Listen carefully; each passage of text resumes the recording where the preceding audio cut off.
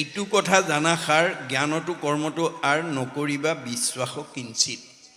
উদ্ধৱক কোৱাৰ চলে আমাক কৈছে যে জ্ঞান আৰু কৰ্মত আমি বিশ্বাস কৰিব নালাগে, কাৰণ জ্ঞান পথটো হৈছে যোগী মুনিসকলৰ।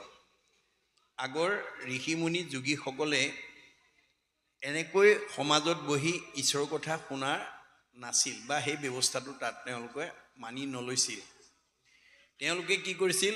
নিৰ্গুণ নিৰাকাৰ ব্ৰহ্মক যুগ যুগ ধৰি তপস্যা কৰি সিদ্ধি সাধন কৰিছিল, কিন্তু ইন্দ্ৰিয়ক জয় কৰিব পৰা নাছিল। সেইকাৰণে আমাৰ মহাপুৰুষে আমাক কৈছে যে এই জ্ঞান মাৰ্গ আৰু কৰ্মৰ মাৰ্গকেইটা আমাৰ কলি যুগৰ কাৰণে নহয়। আমাৰ জ্ঞান মাৰ্গটো হৈছে মানে ঋষিমুনি যোগীসকলৰ কথা। এই জ্ঞান মাৰ্গত আমাক কোনেও সহায় কৰিব নোৱাৰে বুলি কৈছে। নিমি নৱ সিদ্ধ সংবাদত নিমি ৰজাক এই কথাটো কৈছে কি বুলি, যে জ্ঞানৰ পথত নাহিকে সহায়, কৰ্মত বিঘিনি ভয়, ভক্তিৰ পথত ঈশ্বৰ সহায়, জানা ৰাজা নিমি ৰায়। জ্ঞানৰ পথত নাহিকে সহায়, চকুৰে নেদেখা, কাণেৰে নুশুনা, হাতেৰে চুব নোৱাৰা, দেখুৱাই দিব নোৱাৰা বস্তু এটাক কোনোবাই একান্ত মনে আৰাধনা কৰি আছে, আন এজনে তাত কেতিয়াও সহায় কৰিব নোৱাৰে। গতিকে জ্ঞান মাৰ্গটোত কোনেও কাকো সহায় কৰিব নোৱাৰে। কৰ্মত বিঘিনি ভয়, কৰ্ম মানে যাগ যজ্ঞ পূজা পাতল, এইবিলাকত নিয়ম বান্ধি থোৱা আছে। বৰ্ণাশ্ৰমৰ ধৰ্ম যত যাৰ যেন বিধি আছে, তাৰে সেই কেৱলে অধিকাৰ। হৰি নাম কীৰ্তনত নাহিকে নিয়ম একো, এতেকেহে ধৰ্ম মাজে সাৰ। গতিকে যাগ যজ্ঞ পূজা পাতলত স্থান নিৰূপণ কৰি থৈছে, স্থান কাল পাত্ৰ দ্ৰব্য মন্ত্ৰ নিমিত্ৰ। গতিকে আমি সময়মতে কৰিব লাগিব, স্থান শুদ্ধ হ'ব লাগিব, পাত্ৰ শুদ্ধ হ'ব লাগিব, দ্ৰব্য শুদ্ধ হ'ব লাগিব, আৰু কাল অনুসৰি হ'ব লাগিব, যুগ অনুপাতে, যিটো যুগত যিটো কৰ্ম।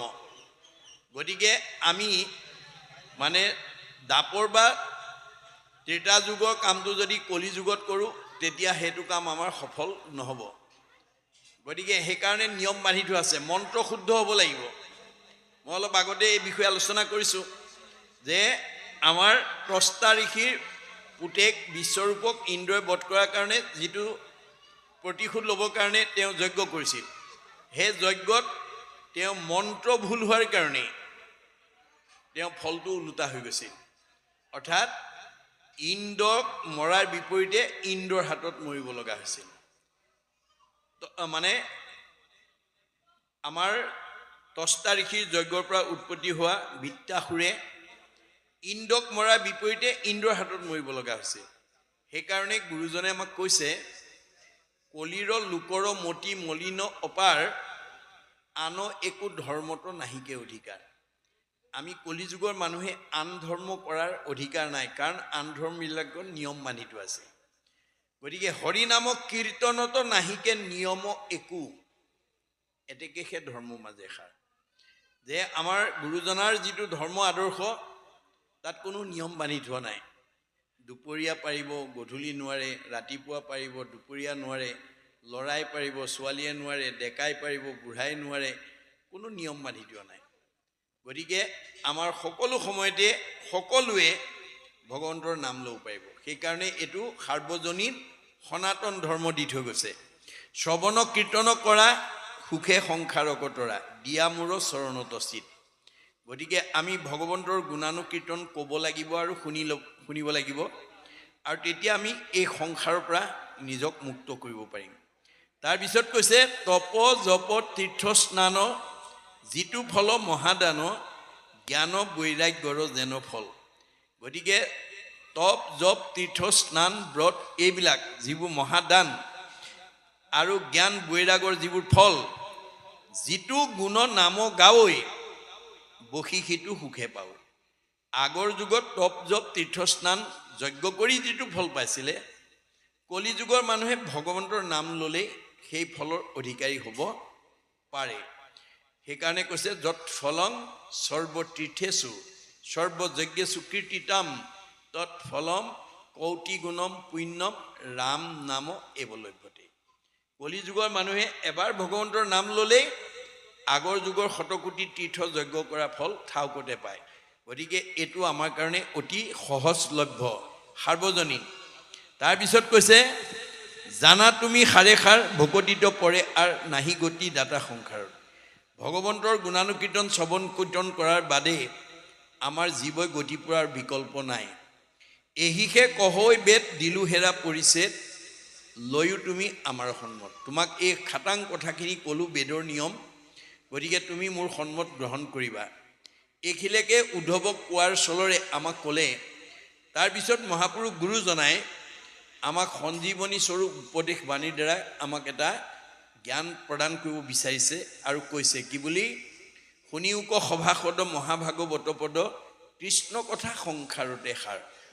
এই পৃথিৱীত যদি এটাই বস্তু আছে সেইটোৱে হৈছে সাৰ। কি? হৰি। হৰিয়ে হৈছে সঁচা, বাকীবিলাক চব মিছা। হৰি সি কেৱলে সঁচা মাত্ৰ। ৰাম ৰাম ৰাম ৰাম ৰাম তান্ত বিনে মিছা যত দেখি শুনি মানে। আমি চকুৰে যিমান দেখিছোঁ, কাণেৰে যিমান শুনিছোঁ, পৰিদৃশ্যমান জগতত চব আজি আছে কালিলৈ নাই।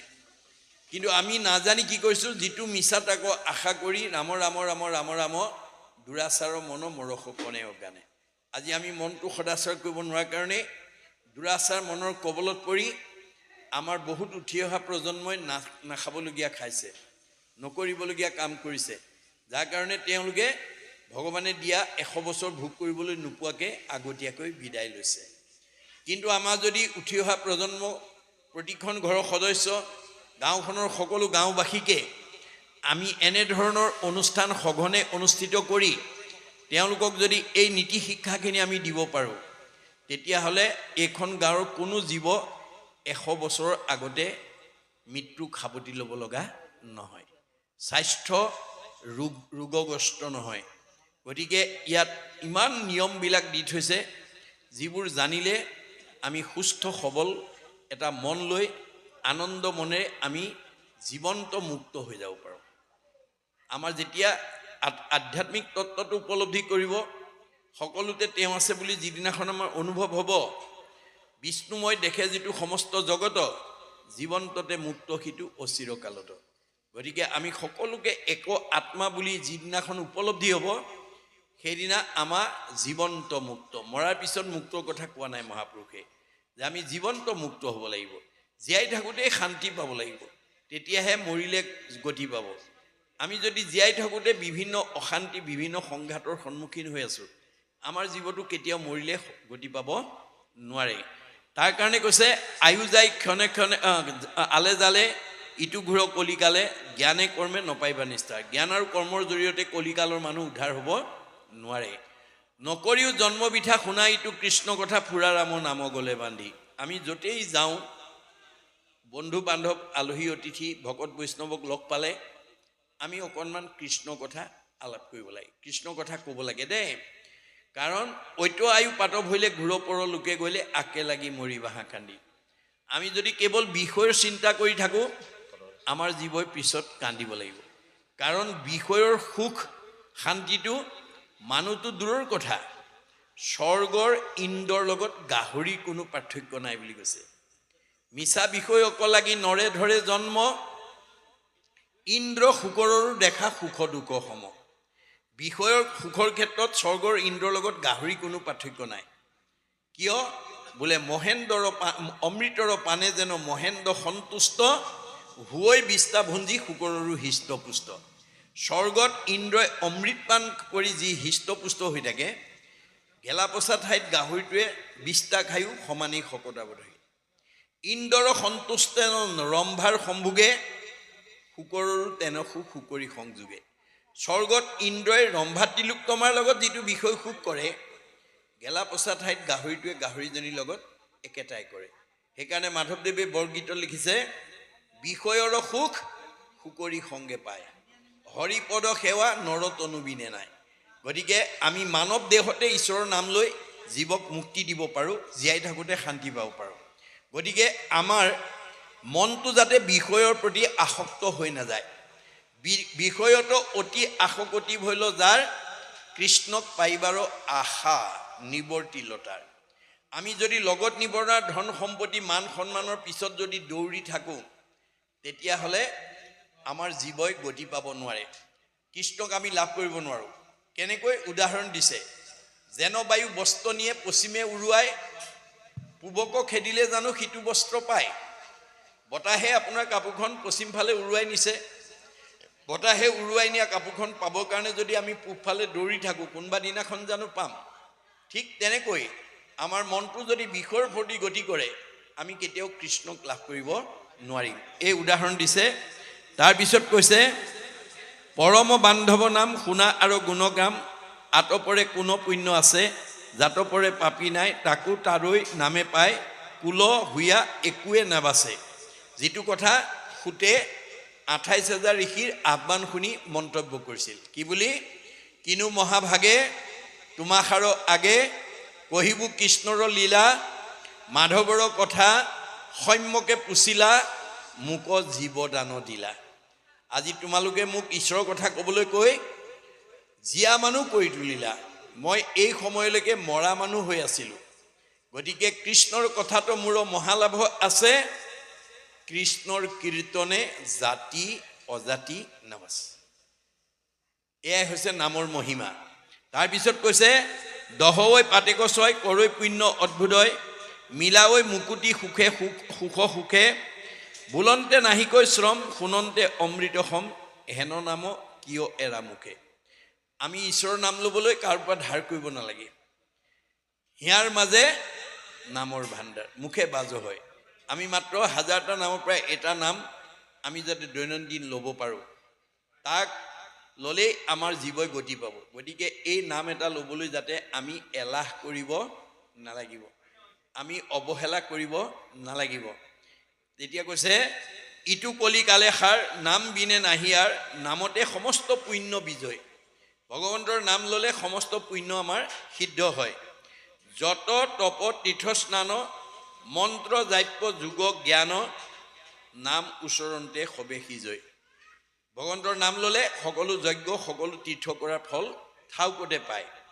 নামত দিওকচিত, নামেষে সুহৃদ হিত, সংসাৰ ব্যাধিৰ মহৌষধি।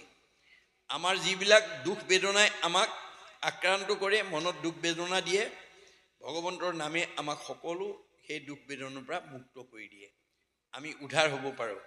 এৰি হেন হৰি নাম কৰি কৰৈ মৰৈ আন কাম, তাতপৰে নাহিকে বিবুধি। যে ইমান সহজলভ্য ভগৱন্তৰ নাম ল'লে আমাৰ জীৱত তৰিব পৰা পথ থকা স্বত্তেও আমি যদি আন কামৰ প্ৰতি যদি গুৰুত্ব দিওঁ তেতিয়াহ'লে আমাক কৈছে বিবুধি। গতিকে আমি বিপথগামী হ'ব লাগিব, বা আমাৰ এই স্থিতপ্ৰজ্ঞতাৰ অভাৱত আমি আকৌ সংসাৰ চক্ৰতে ঘূৰি থাকিব লাগিব।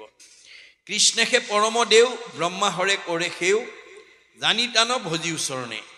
আপুনি মইনো কোন? সৃষ্টিকৰ্তা ব্ৰহ্মা, সংহাৰকৰ্তা শিৱক প্ৰমুখে কৰি শ্ৰেষ্ঠ দেৱতা হ'বলৈ যাৰ চৰণ চিন্তা কৰে, পৰলোক বন্ধু হৰি, তানেহে স্মৰণে তৰি, আনগতি নাহিকে মৰণে।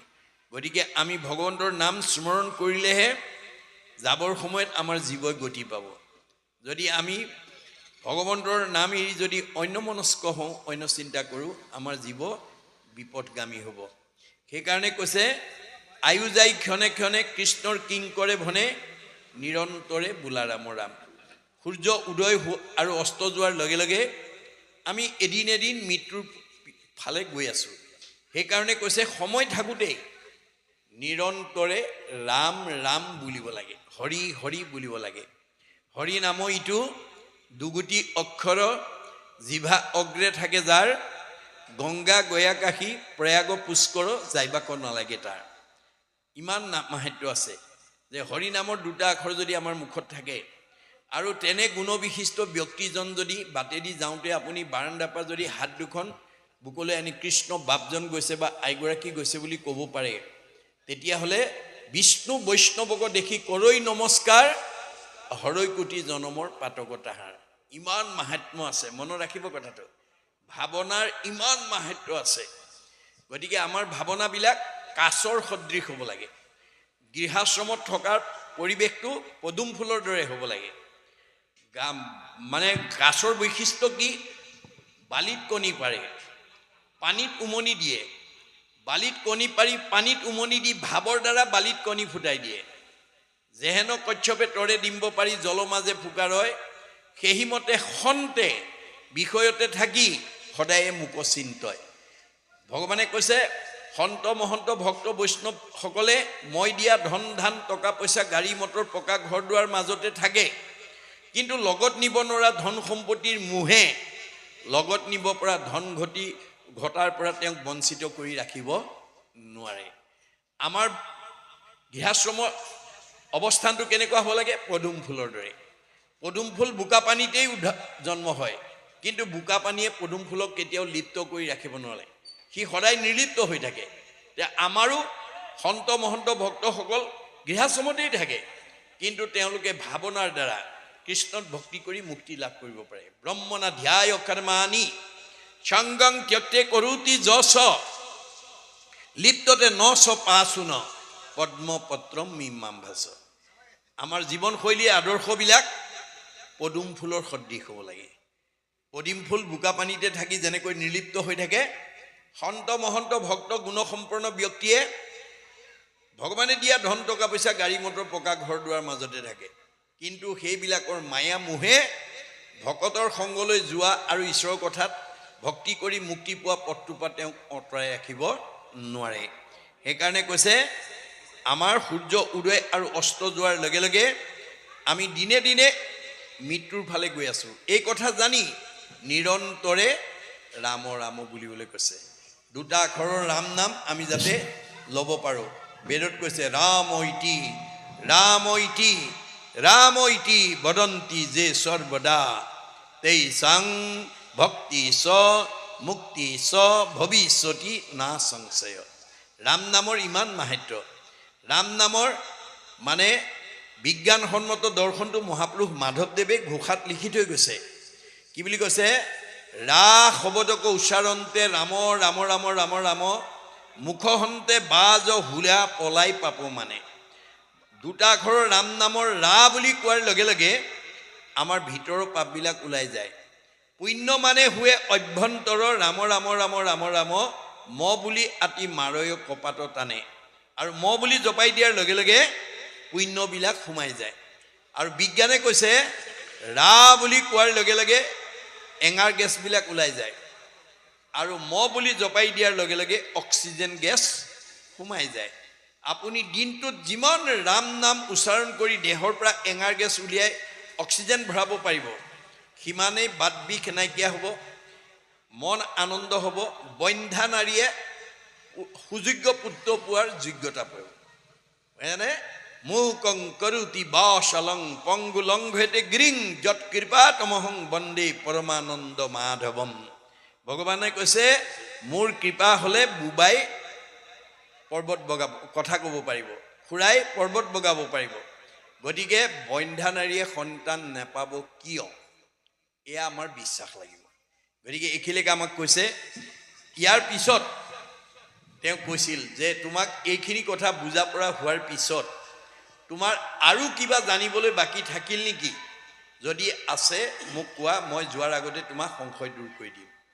এই বুলি কোৱাৰ লগে লগে উদ্ধৱে ২৭টা মনৰ সংশয়ৰ প্ৰশ্ন এই পাঠত আমাক অৱতাৰণা কৰি আমাক জানিবৰ কাৰণে দিব।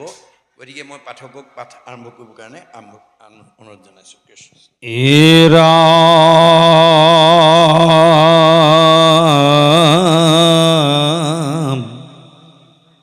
কৃষ্ণৰ সিদ্ধান্ত শুনি উদ্ধৱ মহন্ত কৰি কৰ জোৰে পুন অৰূপী পচি লানিত নমো নমো কৃষ্ণ কহি ওক কৃপাময়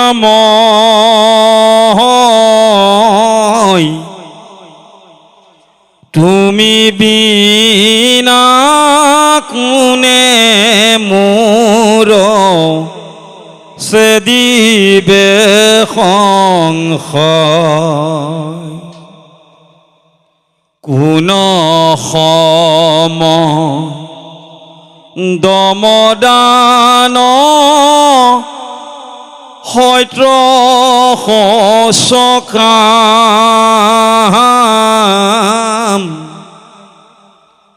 কোন মহালাভ প্ৰভু যজ্ঞ কাৰনা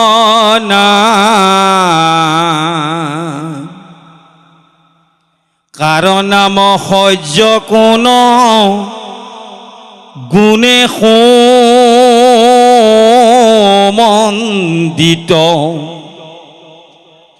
কাৰনাম মূৰ্খ কাক বুলয় পণ্ডিত